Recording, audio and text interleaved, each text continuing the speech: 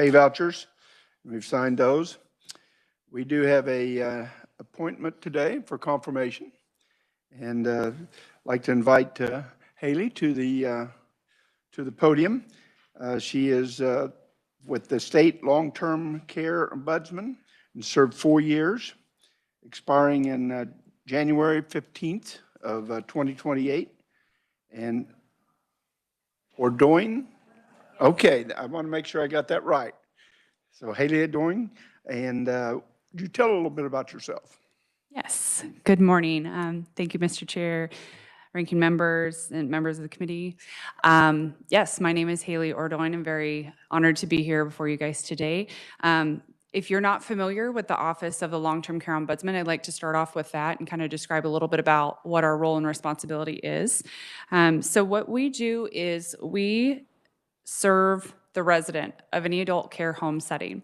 So that includes nursing facilities, nursing homes, assisted livings, boarding and care homes, home plus facilities, adult daycare centers, and residential healthcare facilities. So we do not go into the independent living setting, but pretty much everything else. And what we are is we are the resident advocate. So we go in and we advocate for resolution for a resident. It can be, anybody can be a complainant with a concern, but we advocate for them for their voice to be heard that may otherwise go unheard at any moment. And we do that with advocacy, education, and empowerment of that individual or those that are providing care to them. So I feel it's important for you to have a little bit of context of understanding so that when I tell you a little bit about myself, you can understand why I feel that I'm really very qualified for this position and have kind of been made for it a little bit. So I am pretty much a lifelong resident. I am a lifelong resident of Kansas, but of small town rural Kansas. I live up in Washington County, close to Clyde, and have mostly lived there all my life, except for when I went to college. But I was born and raised in long-term care, I say. So I say I have a lifetime of experience because I was that kid that my mom was a CMA in a nursing home, and my grandma ran the laundry department. So I could fold a fitted sheet when I was 5, and that is a skill, okay? So I grew up in that environment and had more grandparents and aunts and uncles than I could count at that time. But it taught me a lot about geriatrics, about senior care needs, about needs in the long-term care setting. And when I was old enough, transitioned, volunteered in those settings. I was a cute little candy striper in those polyester outfits. Then worked through them in high school and college, dietary laundry department. So I've been very familiar with that setting. Went off to college, graduated at Kansas Wesleyan in Salina with a bachelor's in psychology and sociology. And during that time, I continued working a little bit in long-term care setting, but I also transitioned into the IDD, so the intellectual developmental disabilities population, and actually served in McPherson for disability supports down there, did direct case management and direct care support staff. So did that through college. After college, moved back home with my husband, who's here today, and we were approached by some community members about purchasing a nursing home because there's not really much else to do on a Thursday night in October in rural Kansas. So we went together with several individuals and decided to, what we felt at the time was, save our community's nursing home, take over the ownership of that. I worked there and did activities and social services, dietary, a lot of different interactions. And through some random series of events, found myself needing to be the individual to get a temporary license to operate the home. And that temporary license turned into 15 years as a provider. So I was a owner and operator for 15 years of a small skilled nursing facility. We were 31 beds licensed for. But that was probably the most challenging and rewarding part of my life thus far was those 15 years because it taught me a lot about caring for people, interacting, a lot of conflict resolution. It helped me learn and navigate a lot of the regulations that we need to know and apply in our role right now.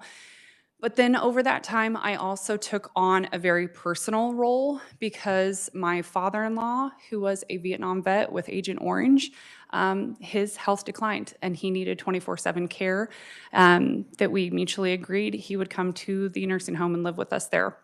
And so I got to learn how to navigate as a family caregiver through Medicaid, through Medicare, through the VA, through all the systems, through the hospital systems, navigated that.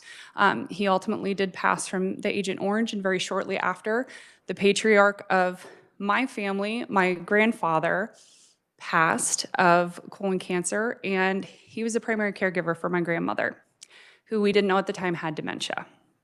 And so quickly after that, we got to learn a whole nother set of navigating in the system when we took on the caregiver role for my grandma, and had her there with us until shortly before we sold our operations of our nursing facility. After the pandemic, we navigated through the trauma that was COVID at that time. Like I said, a lot of challenging lessons learned, a lot of things to navigate through.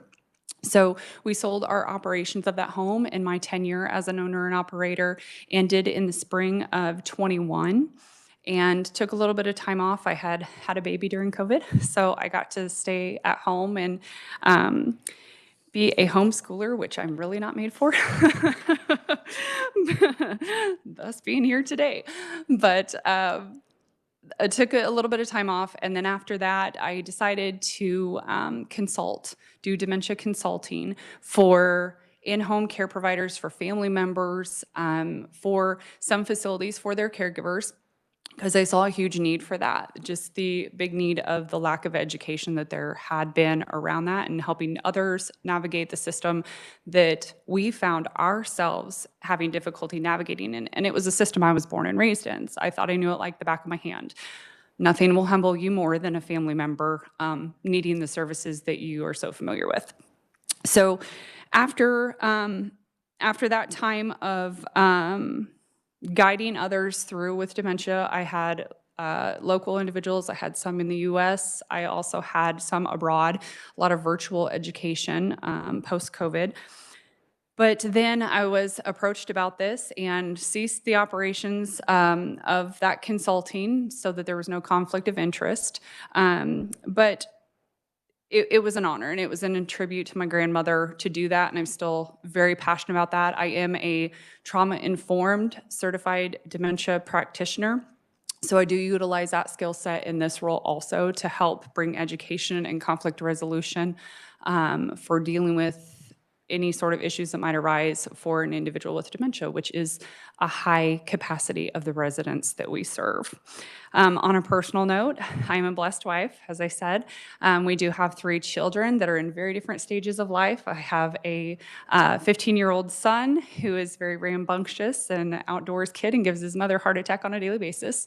I have a 12-year-old daughter who's in that preteen stage of life. And then we have a 4-year-old daughter who I say is rainbows and sunshine and unicorns, because she really is.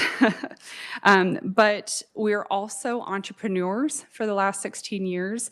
And that has taught us a lot too about management, about budgets, about financials, serving others, and really just so much more that you learn on the entrepreneurial side. But I really believe that my lifetime of experience in this sector, along with the many other things that we have, my husband and I have done together, or that I have done individually, has really equipped me with the skill sets that would be necessary for this position. And in the last 4 to 5 months that I've been in this role, I've really loved it and seen a lot of different things that I look forward to continuing to collaborate and network with other individuals, with other departments in this role. And I pray that it's something I'm allowed to continue. So I thank you for the opportunity to be here before you and introduce myself a little bit more to you on a deeper level, and I'm happy to stand for any questions that you might have at the appropriate time. Thank you, Haley. Are there questions? Yes, Senator Masterson. Thank you, Mr. Chairman. Thank you, Haley, for being here. I do think it's it's unique that you've owned a facility, you've worked in a facility, so you can, in your position now, you can kind of understand both sides of the potential issue that's happening. And so I guess my question, from your position, what do you see as what's the most common issue we have in the system from your perspective, and how do you handle that? So the most common thing that I feel that we have occurrences of for the resident that we run into, our most common complaints are involuntary discharges. And I know we've had lots of legislation around that, about the notification and about the systems. That continues to be something that there's some work on in the assisted living area. That is one. There still seems to be a lot of education, and we work very strongly to educate the provider side so that we're following all the proper logistics and really trying to resolve any conflict before it escalates to that. That's probably the top one. And then the secondary one, I would say, is resident rights there's a lot of residents' rights. So specifically with the power of attorney and the guardianship and conservatorship side of things, to where we see that the individuals that are put in that role maybe don't necessarily understand, either the limits or the broad span of that responsibility.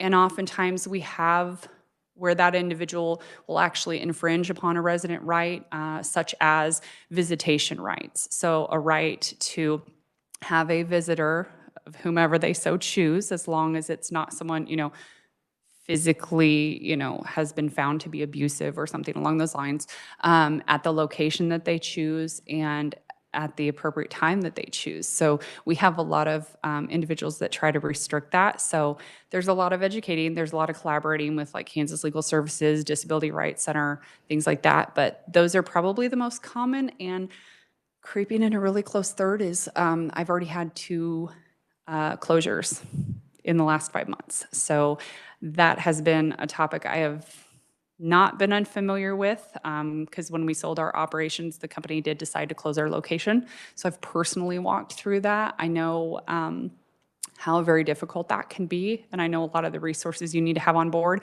And I have been here before some of you in the past talking about closures and navigating that. So I think that that's unfortunately going to be something that's going to continue to be seen.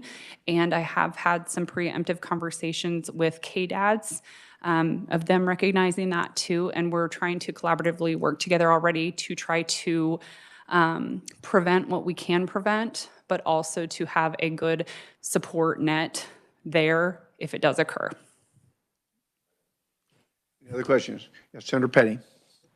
Thank you, Mr. Chairman. Haley, it's good to see you again. But could you remind me on the Care Oversight Committee, what was the role that you were in at the time of this, as you've come before that committee on many occasions? So yes, I had come before you on many occasions over many years. I first started coming, and it was as a provider role. It was as a provider. I started out coming and advocating back when we had CanCare, because my facility was about $250,000 behind on Medicaid funds. So I advocated from that role, from that perspective, on behalf of the provider side at that time. Yep. Any other questions? Senator Billinger. Thank you. I don't have any questions, but I think you're well equipped with your education, your background, your experiences, and I think it's a great fit. Thank you. Thank you. Do we have any questions from anyone online? Hey, thank you for being here today. When we discussed, you talked about your surprises that you did, and you talked about the closures and those sort of things. So I really don't have any additional questions. So at this time, I would entertain a motion to move Haley Ordoin. Mr. Chairman, I move we approve the confirmation. Do I have a second? A second by Senator Petty. Motion made by Senator Masterson and seconded by Senator Petty. Any discussion? All in favor? Aye. Opposed? Congratulations and thank you very much. Thank you. It's an honor, and I look forward to working with you all. Thank you. Thanks so much. At this point, I'd like to thank the committee for your time and what you served on it. This is my last meeting up here for this, but we definitely appreciate the opportunity. So thank you very much.